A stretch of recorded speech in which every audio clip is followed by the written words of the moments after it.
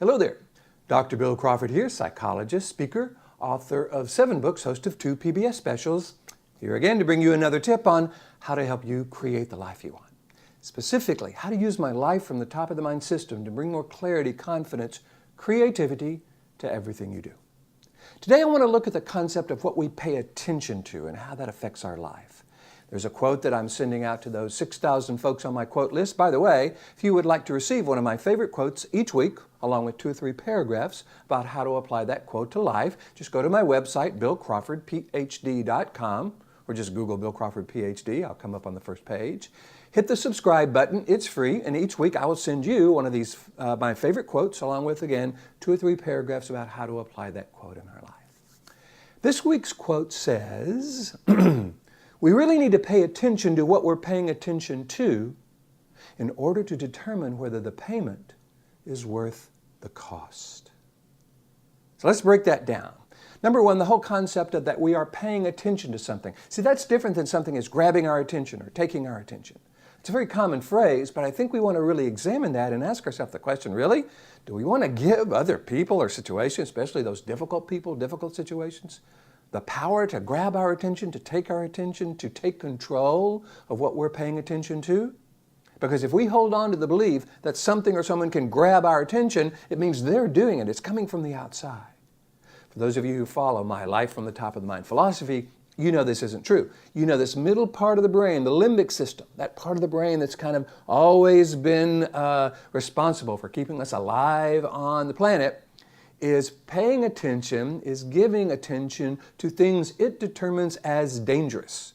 You know, a long, long time ago, if we were in a tribe and one member was having a birthday and another member was attacking us with a spear, well, we would pay a whole lot more attention to that person attacking us with a spear because that threatened our survival.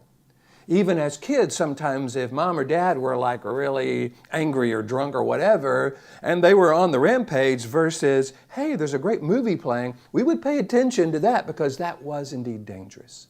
And yet today, I think we can recognize that very few of the situations we find ourselves in today are truly dangerous, are truly situations we can react to from a fight or flight perspective.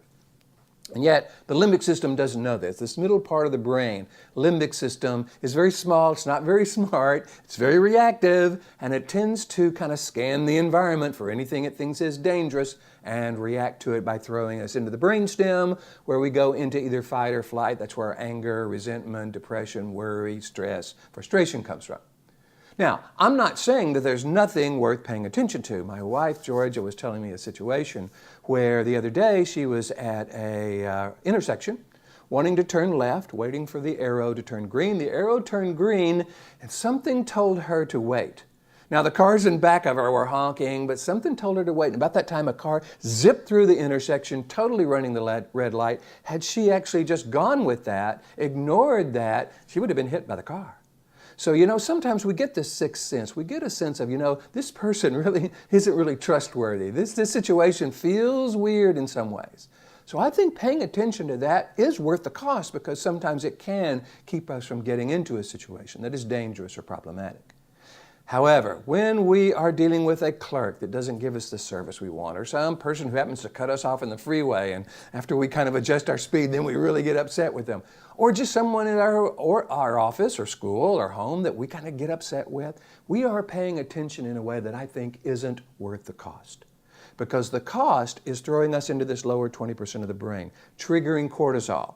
Cortisol rushes throughout our body, shutting down our immune system. We have more susceptibility to illness.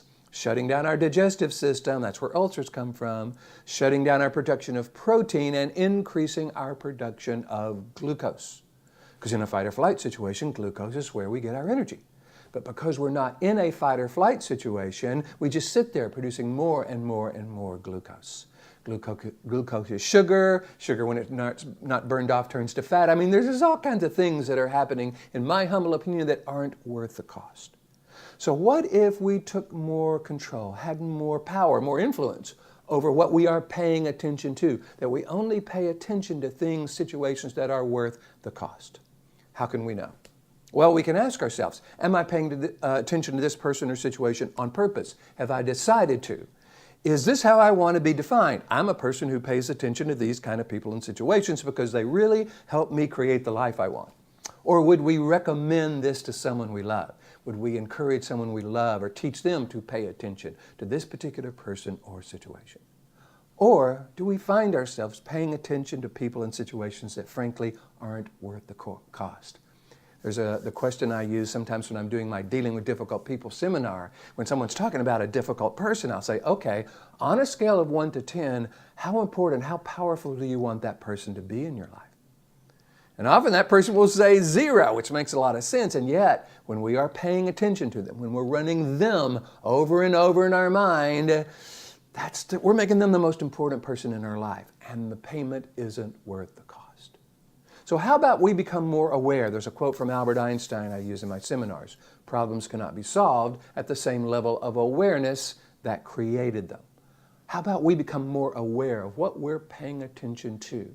And if we determine that payment is worth the cost, then absolutely we do that. If we determine it isn't, then we switch it to something that is worth the cost. We don't just try to stop paying attention to that. We start paying attention to what is worth the cost, what helps us create the life we want, what we would recommend to those we love. If you haven't noticed, each week I bring you one of these videos. If you like the video, please hit the like button. Share it with your friends if you think it's valuable. If you haven't subscribed on YouTube, feel free to do that. I also put these on podcasts on iTunes, Facebook, Pinterest, LinkedIn, all that stuff. So follow me on any of those that you like. And if you like what you hear, please let me know. If you have a comment or question, put it down below. I try to read all of them and respond when I can.